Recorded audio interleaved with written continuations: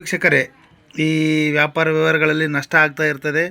ಕೆಲವೊಂದು ವಾತಾವರಣದಲ್ಲಿ ಈ ಆಕರ್ಷಣೆ ಇರೋದಿಲ್ಲ. ನೀವೇನೋ ಒಂದು ಅಂಗಡಿ ಮಾಡಿರ್ತೀರ, ಹೋಟೆಲ್ ಮಾಡಿರ್ತೀರ, ಬೀದಿ ವ್ಯಾಪಾರ ಮಾಡ್ತಾ ಇರ್ತೀರ, ಏನೇ ಮಾಡ್ತಾ ಇರಲಿ, ನಾನಾ ರೀತಿ ವ್ಯಾಪಾರ ಉದ್ಯೋಗದಲ್ಲಿ ಮತ್ತು ಜಗದ್ವಶೀಕರಣ ಆಗ್ತಕ್ಕಂಥದ್ದು ಎಲ್ಲೇ ಹೋದರೂ ಕೂಡ ನಿಮಗೆ ಒಂದು ಯಶಸ್ಸು, ಕೀರ್ತಿ, ಉತ್ತಮವಾದ ಹೆಸರು ಬರ್ತಕ್ಕಂಥ ಒಂದು ಪ್ರಯೋಗ ವೀಕ್ಷಕರೇ. ಇದನ್ನು ಈ ಸರ್ವಜ್ಞ ಮೂರ್ತಿಗಳು ಹೇಳಿದ್ದಾರೆ, ಜಗದ್ವಶೀಕರಣ ಅಂತೇಳಿ.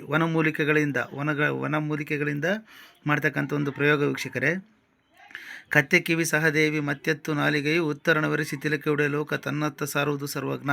ಮೀನ್ಸ್ ಇದರ ಅರ್ಥ ಏನಂದರೆ, ಕತ್ತೆ ಕಿವಿ ಅಂದರೆ ಕತ್ತೆ ಕಿರುಬನ ಗಿಡ, ಸಹದೇವಿ ಗಿಡ ಮತ್ತು ಎತ್ತಿನ ನಾಲಿಗೆ ಗಿಡ, ಉತ್ತರಾಣಿ ಗಿಡ, ಇವು ನಾಲ್ಕನ್ನು ತರಬೇಕು ವೀಕ್ಷರ. ಇದನ್ನು ಯಾವ ರೀತಿ ತರಬೇಕು ಅಂದರೆ, ಗುರುವಾರದ ಪುಷ್ಯ ನಕ್ಷತ್ರ, ಭಾನುವಾರದ ಪುಷ್ಯ ನಕ್ಷತ್ರ ಅಥವಾ ಅಮೃತ ಸಿದ್ಧಿಯೋಗ ಅಥವಾ ಗ್ರಹಣ ಕಾಲಗಳಲ್ಲಿ. ಮೇನ್ ಮುಖ್ಯ ಅಂದರೆ ಗುರುವಾರದ ಪುಷ್ಯ ನಕ್ಷತ್ರ ಅಥವಾ ಭಾನುವಾರದ ಪುಷ್ಯ ನಕ್ಷತ್ರ ಬಂದಾಗ ಅದಕ್ಕೆ ಮುಂಚಿನ ದಿವಸ ಒಂದು ದಿವಸ ಹೋಗಿ, ಭಾನುವಾರ ಬಂದರೆ ಶನಿವಾರ, ಗುರುವಾರ ಬಂದರೆ ಬುಧವಾರದ ದಿವಸ ಸಂಜೆ ಹೋಗಿ ನಿಯಮ ನಿಮಂತ್ರಣ ಅನ್ನೋ ಪದ್ಧತಿಯನ್ನು ಮಾಡಬೇಕು ವೀಕ್ಷಕರೇ.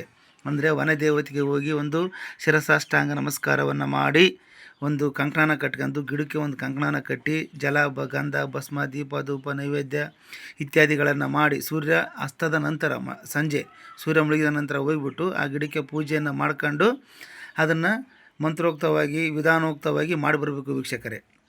ಮುಂದಿನ ದಿವಸ, ಹಿಂದಿನ ದಿವಸ, ಇವತ್ತು ತರ್ತೀವಿ ಅಂದರೆ ಹಿಂದಿನ ದಿವಸ ತಿರುಗಿ ಬೆಳಗ್ಗೆ ಪುಷ್ಯ ನಕ್ಷತ್ರ ಕೂಡಿದಾನ ಗುರುವಾರ ಅಥವಾ ಭಾನುವಾರ ಪುಷ್ಯ ನಕ್ಷತ್ರ ಕೂಡಿದಾನ, ಬೆಳಗ್ಗೆ ಹೋಗಿಬಿಟ್ಟು ಕತ್ತೆ ಕಿರುಬನ ಗಿಡ ಅಂತೇಳಿ ಈ ಕಪ್ಪು ಭೂಮಿ ಎರೆ ನೆಲದಲ್ಲಿ ಸಿಗುತ್ತೆ, ಸಹದೇವಿ ಗಿಡ ಸಿಗುತ್ತೆ, ನಾಲಿಗೆ ಎತ್ತಿನ ನಾಲಿಗೆ ಗಿಡ ಇದು ಮತ್ತು ಉತ್ತರಾಣಿ ಗಿಡ, ಈ 4 ಗಿಡದ ಬೇರನ್ನು ಪೂರ್ವ ದಿಕ್ಕಿಗೆ ಅಥವಾ ಉತ್ತರ ದಿಕ್ಕಿಗೆ ಹರಿದಿರ್ತಕ್ಕಂಥ ಬೇರನ್ನು ತರಬೇಕು ವೀಕ್ಷಕರೇ. ಯಾವುದೇ ರೀತಿಯ ಶಸ್ತ್ರಾಸ್ತ್ರಗಳನ್ನು ಮುಟ್ಟಬಾರದು.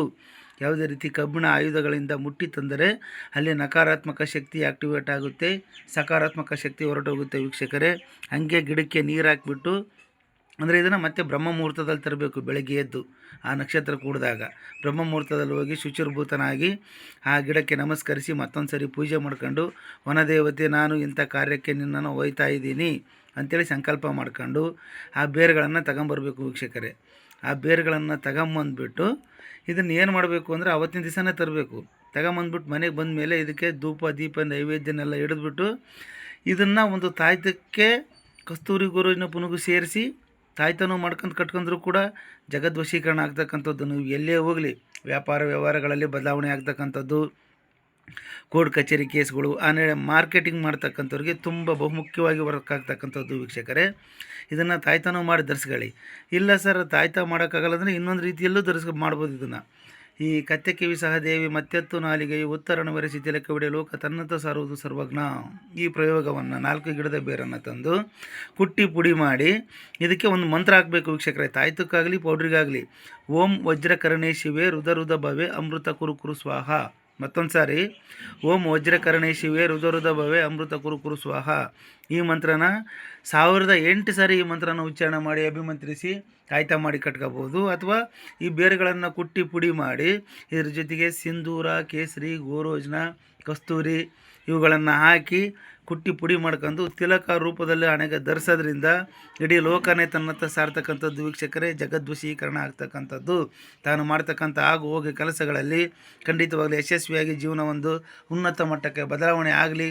ಸ್ವಯಂ ನಿಮಗೆ ನೀವೇ ಮಾಡ್ಕೊಳ್ಳಿ ಅಂತ ಹೇಳ್ತಾ ಮತ್ತೆ ಮುಂದಿನ ವಿಡಿಯೋದಲ್ಲಿ ಸಿಗೋಣ ವೀಕ್ಷಕರೇ. ಜೈ ಗುರುದತ್ತ.